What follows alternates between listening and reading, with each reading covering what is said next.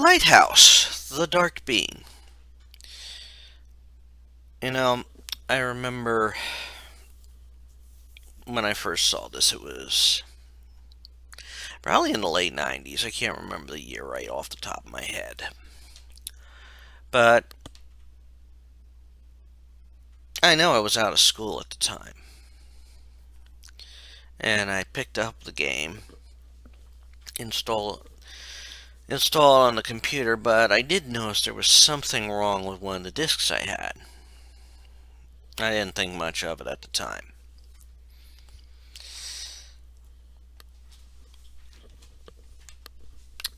And, well, I played through the game. Well, worked my way to a point in the game. And it was an interesting little game. It opens innocently enough. You live near an eccentric scientist who lives in a lighthouse. And something apparently goes wrong. You have to head over there. And, judging by things, it's one of those few games, one of those early games as we were just starting to get open to female protagonists. I mean, more and more games were having female protagonists at that time. And I think your main character in Lighthouse is a female. This is as I judge from stuff you have in the game. I mean, this was before the attempt to create something like Merce or Man's Purse or stuff like that. But you go to the lighthouse. The scientist is missing, but his baby daughter is there, and then, well, things just change, and you end up encountering the Dark Being, for which the title gets its full name, Lighthouse The Dark Being.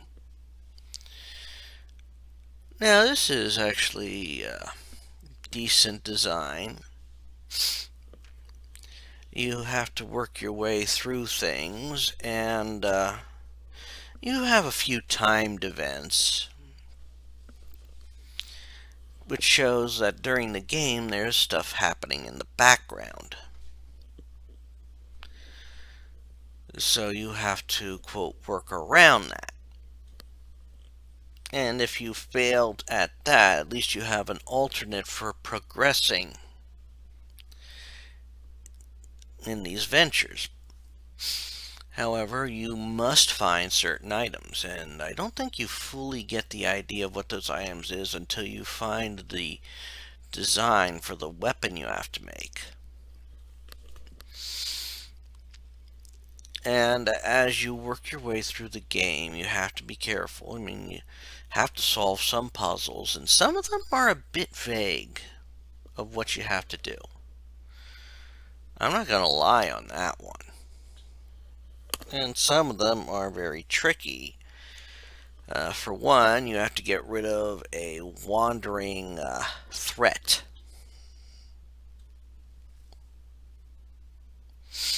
And so you have to do that with a lot of sneaking about. And I'm going to be honest with you. It was when I was dealing with that threat the first time that the game crashed on me with an error. And I discovered that the CD, the flaw made it playable to a point. Of course, trying to explain this to Sierra, and you have to send it back to them. Well, I was just young at the time. Never did send it back. I think I still have the flawed CD in my collection. Just as a reminder, of course.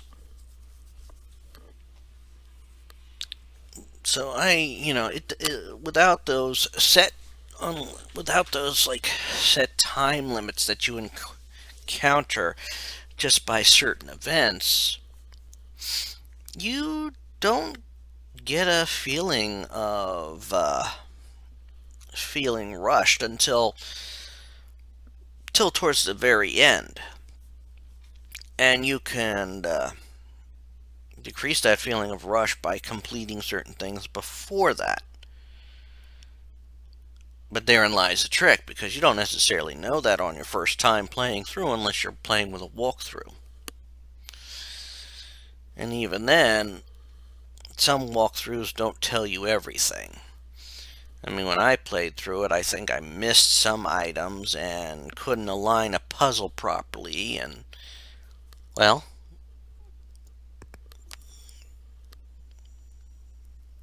it was a disaster. I mean, honestly, I made my way through the game, got almost to the end when I did for my channel, and then I'm like, something's missing. And it's easy to miss stuff, even using a walkthrough. I actually had to look at somebody else playing, like, what the hell did I miss? Oh, good grief. You know? And I think that's because some of the things are vague. I mean, it does use the point and click method. And if you die, you take over from where you made the mistake. Unless you've entered that end sequence, and then it's just an ending.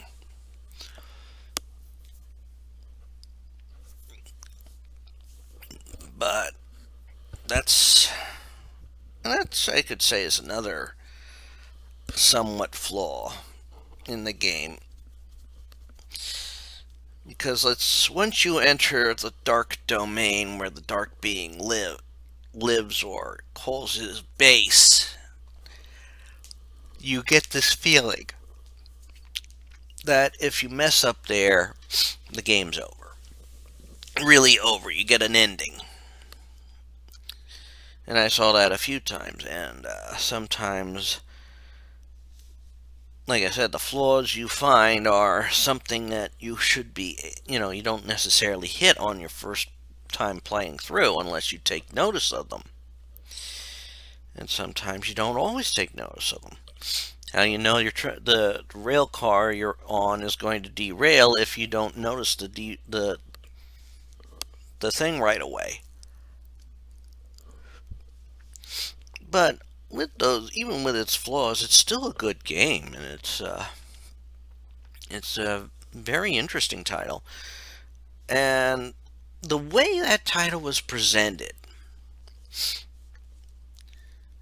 it gave the hint that it was part of going to be it was the first of a series, is what I'm saying. And I would have loved, well, if I had gotten through it in my early years, to have seen more in this series. However, of course, things happen at Sierra that prevented this kind of thing from happening. And you could tell it was also very early days of 3D environments. And that Sierra was starting to work with such a thing, because all the 3D models of figures that you interacted with looked a little crude. I mean, they looked more human-like than stuff like in Alone in the Dark.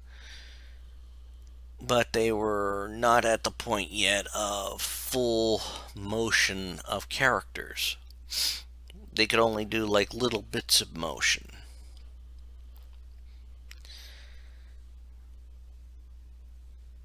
Now, of course, that would come with time. Eventually, Sierra would enter the 3D world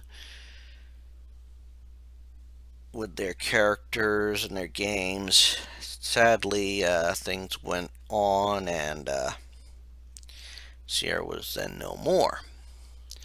And I think that had they stayed in business,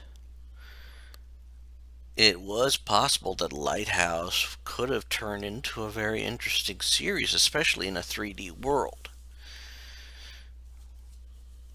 I mean, I could see exploration happening in that world without a point and click setup, running around and all that.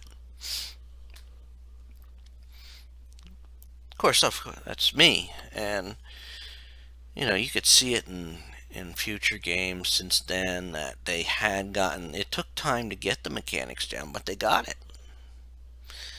Now, if they can just get the realistic look, of course, then that could freak us all out. But like I said, it's a fun game. I recommend you play it. If you get frustrated with vague puzzles and such, take a few moments, download a walkthrough, find a walkthrough, use it while you play. That could make the game remarkably less frustrating. And that's literally all I have to say about Lighthouse The Dark Being. I know this is one of my shorter retrospectives, but I thank you for listening. And please, if you've listened this far, please subscribe to the channel. I usually post a video every day. I have it set up to premiere every day. And there will be more of these retrospectives, and who knows, maybe I'll start adding more stuff to the channel if more people subscribe. And who knows, you may find my little retrospectives, you could disagree with them, you could agree with them.